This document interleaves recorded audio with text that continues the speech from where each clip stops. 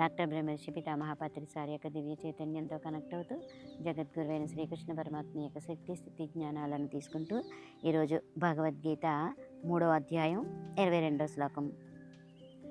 నమే పార్థాస్తి కర్తవ్యం త్రిషు లోకేషు కించన నానవాప్తమవాప్తవ్యం వర్త ఏవ చ కర్మణి. అర్జున, నాకు ఈ 3 లోకాలలో చేయవలసిన పని అంటూ ఏదీ లేదు, మరి పొందదగినది లేదు, పొందలేనిది అంటూ ఏమీ లేదు.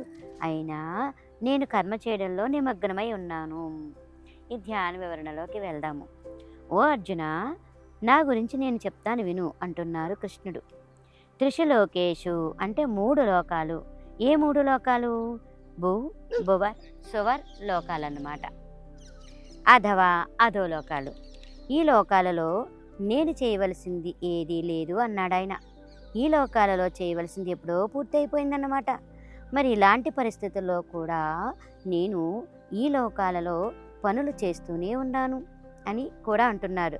కృష్ణ అంటే క్రు అంటే క్రు అస్నన్. క్రు అంటే చేయవలసినవి, అస్నన్ అంటే భుజించడం, అంటే చేయవలసిందంతా చేసి వాటి ఫలితాన్ని భుజిస్తున్న వాడినినే అని కృష్ణుడు అంటారనమాట. తమ గురించి సంపూర్ణంగా తెలుసుకున్న వారికి ఇంకా తమ గురించి చేయవలసింది ఏముంటుంది? ఇక ఇతర ప్రాణికోటికి సహాయం చేయడమే మిగిలి ఉన్నది.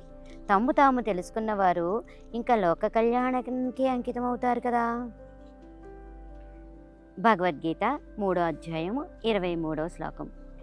ఏది హ్యహం న వర్తేయం న జాతు కర్మణ్యతంద్రితః మమ వర్త్మాను వర్తంతే మనుష్య పార్థ సర్వసః.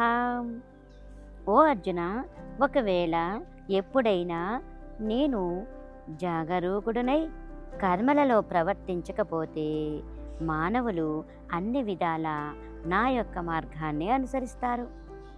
ఇంకా కృష్ణుడు అంటున్నారు, నేను అజాగరూకుడనైతే అందరూ ఆ అజాగ్రత్తలోనే పడిపోతారు కదా. నేను ఎప్పుడు జాగ్రత్తతోనే ప్రవర్తించాను, నేను ఎప్పుడు సరిగ్గానే వ్యవహరించాను. ఎంచేతంటే ఇతరులు నన్ను గురువుగా స్వీకరించారు కనుక, ఇతరులకు గురువుగా ఉండడానికి నేను ఇష్టపడ్డాను కనుక. గురువు అన్న బాధ్యత తీసుకున్నప్పుడు సరిగ్గా ఉండాలి. తనకు నచ్చినట్లుగా చేసే విధం ఉన్నప్పుడు గురువు బాధ్యత తీసుకోకూడదు. ఉత్తములు అజాగ్రత్తగా ఉంటే లోకమంతా అజాగ్రత్తలో పడిపోతుంది. అలా జరిగితే దానికి కారణం ఆ ఉత్తములే అవుతారు. లోకం అజాగ్రత్తలో పడినప్పుడు ఆ గురువు ఉత్తముడు కాదన్నమాట. కనుక ఉత్తములు అత్యంత జాగరూకులుగా ఉండాలి.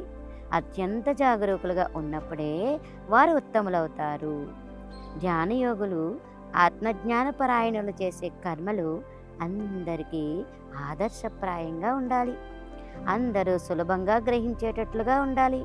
మాటలు చేతలే కాదు, ఆలోచనలు కూడా ఇతరుల మీద ప్రభావాన్ని చూపిస్తాయి. ఆలోచనలను సక్రమంగా ఉంచుకోవాలి.